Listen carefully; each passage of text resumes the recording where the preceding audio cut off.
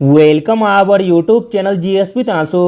बिहार दरोगा के लिए सेट प्रैक्टिस कराया जा रहा है, जिसमें आज हम लोग सेट नंबर 20 को लगाने वाले हैं।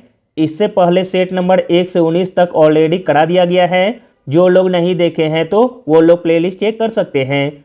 स्टार्ट करने से पहले आप लोगों से एक ही रिक्वेस्ट है, प्लीज़ वीडियो को लाइक और किसी भी एक ग्रुप में शेयर जरूर कर दीजिएगा।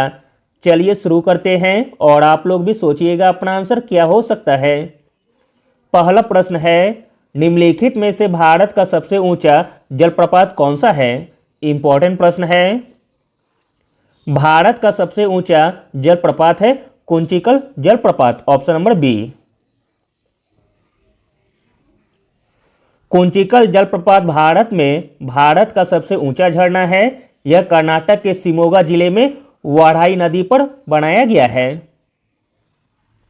अगला प्रश्न देखते हैं। इंपॉर्टेंट प्रश्न है, निम्नलिखित में से किस नदी के मुहाने पर पक्षी के पैर के आकार का डेल्टा बनता है। तो दोस्तों वह नदी है मिसिसिपी नदी, ऑप्शन नंबर डी। मिसिसिपी नदी पक्षी के पैर के आकार का डेल्टा बनाती है। यह संयुक्त राज्य अमेरिका में बहती है।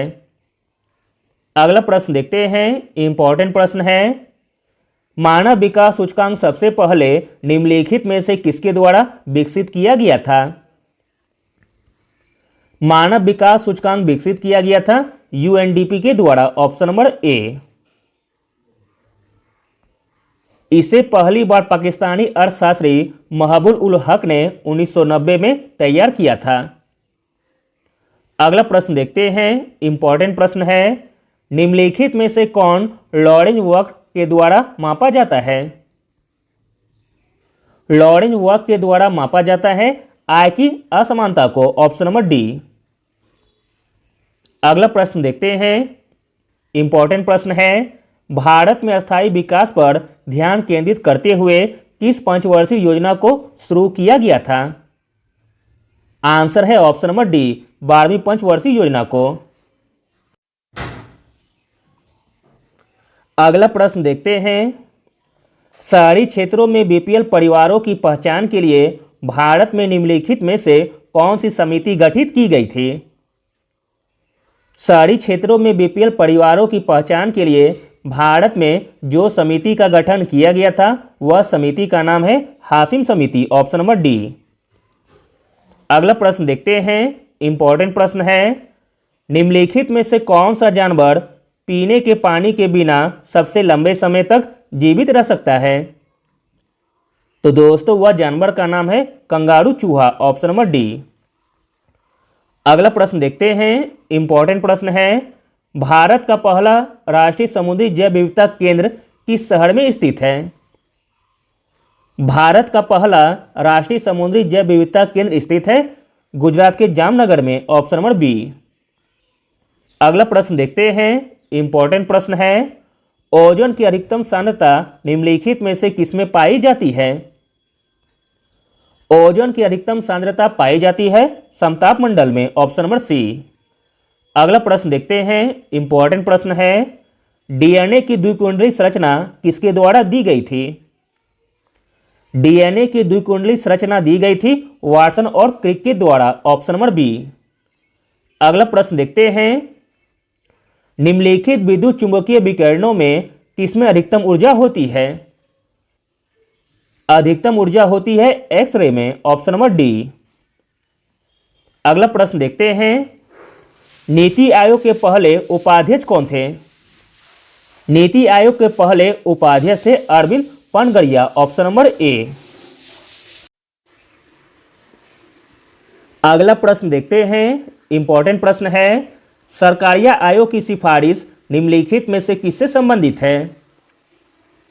सरकारिया आयोग की सिफारिश संबंधित है केंद्र राज्य संबंध से, ऑप्शन नंबर डी। सरकारिया आयोग की स्थापना 1983 में भारत की केंद्र सरकार के द्वारा की गई थी। अगला प्रश्न देखते हैं। इंपॉर्टेंट प्रश्न है, निम्नलिखित गवर्नर जनरलों में से किसने लोगों के केवल अति सूक्ष्म अल्पसंख्यक समुदाय को दर्शाने के लिए कांग्रेस का उपहास किया था। तो दोस्तों वह गवर्नर जनरल थे Lord Dufferin, option number A. अगला प्रश्न देखते हैं, समलैंगिकता के संबंध में सर्वोच्च न्यायालय का निर्णय निम्नलिखित में से किससे संबंधित है? तो दोस्तों यह संबंधित है आईपीसी की धारा 377 से, ऑप्शन नंबर ए।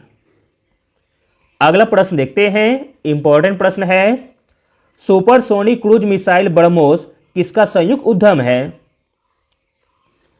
सुपरसोनिक क्रूज मिसाइल ब्रह्मोस संयुक्त उद्यम है भारत और रूस देश का, ऑप्शन नंबर ए। अगला प्रश्न देखते हैं, इंपॉर्टेंट प्रश्न है, निम्नलिखित में से कौन सा शिलालेख राजा पुष्पमित्र शुंग के द्वारा किए गए 2 अश्वमेध यज्ञों के बारे में जानकारी देता है? तो दोस्तों वह शिलालेख है अयोध्या शिलालेख, ऑप्शन नंबर सी, जिसमें राजा पुष्पमित्र शुंग के द्वारा किए गए 2 अश्वमेध यज्ञों के बारे में जानकारी देता है। अगला प्रश्न देखते हैं, इंपॉर्टेंट प्रश्न है, दिल्ली में पुराना किला के विपरीत मस्जिद खैर उल मंजिल का निर्माण किसके द्वारा किया गया था? राइट आंसर है ऑप्शन नंबर डी, महम अंगा के द्वारा। अगला प्रश्न देखते हैं, इंपॉर्टेंट प्रश्न है, निम्नलिखित में से कौन सी पहाड़ियों में भगवान वेंकटेश्वर यानी कि तिरुपति का विश्व प्रसिद्ध मंदिर स्थित है? तो दोस्तों वह पहाड़ी है सेबड़ाई पहाड़ी, ऑप्शन नंबर ए। सेबड़ाई पहाड़ियों में भगवान वेंकटेश्वर यानी कि तिरुपति का विश्व प्रसिद्ध मंदिर स्थित है। अगला प्रश्न देखते हैं, इंपॉर्टेंट प्रश्न है, निम्नलिखित में से किस देश में प्रति गाय दूध का अधिकतम उत्पादन होता है? प्रति गाय दूध का अधिकतम उत्पादन होता है डेनमार्क में, ऑप्शन नंबर सी। अगला प्रश्न देखते हैं, इंपॉर्टेंट प्रश्न है, भारत के विभिन्न क्षेत्रों में सुल्ताना, गुलाबी और काली चंपा की किस्में निम्नलिखित प्रमुख फलों में से कौन सी है? तो दोस्तों वह फल है अंगूर, ऑप्शन नंबर डी। अगला प्रश्न देखते हैं, इंपॉर्टेंट प्रश्न है, निम्नलिखित में से कौन सा देश विश्व में आयोडीन का प्रमुख उत्पादक है? आयोडीन का प्रमुख उत्पादक देश है चिली, ऑप्शन नंबर सी। अगला प्रश्न देखते हैं, करंट अफेयर का प्रश्न है, साल 2023 को किस रूप में मनाया जाएगा? साल 2023 को मनाया जाएगा अंतर्राष्ट्रीय बाजरा वर्ष के रूप में, ऑप्शन नंबर सी। अगला प्रश्न देखते हैं, इंपॉर्टेंट प्रश्न है, भारत का पहला विषरोधी केंद्र किस राज्य में बनाया जा रहा है? भारत का पहला विषरोधी केंद्र बनाया जा रहा है गुजरात में, ऑप्शन नंबर डी। अगला और अंतिम प्रश्न देखते हैं, इंपॉर्टेंट प्रश्न है, जानवरों के लिए भारत की पहली मोबाइल आईवीएफ लैब कहां बनाई गई है? दोस्तों यह प्रश्न का आंसर आप लोगों को बताना है कमेंट में। देखते हैं किनका आंसर सही होता है। Thank you.